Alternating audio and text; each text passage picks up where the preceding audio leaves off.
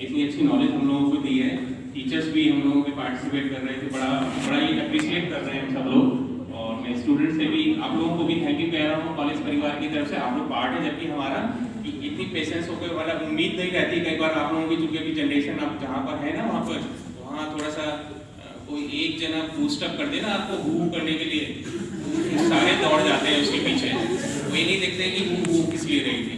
अच्छा लगा। लेकिन ऐसे प्रोग्राम अगर आप लोग मदद करेंगे, आप लोग ऑपरेट करेंगे, तो ऐसे और भी प्रोग्राम हम आपके लिए ऑर्गेनाइज करेंगे। लास्ट सभी लोग यहाँ इकट्ठे होंगे, पीछे जहाँ कैंटीन का स्पेस है ना, ओपन स्पेस, नीचे एक ग्रुप फोटोग्राफ होना है आप लोगों का टीम के साथ में, फैकल्टी मेंबर्स के साथ में। सीधा सबसे पहले चुपचाप निकल के वहाँ इकट्ठे हो जाइए और हम अब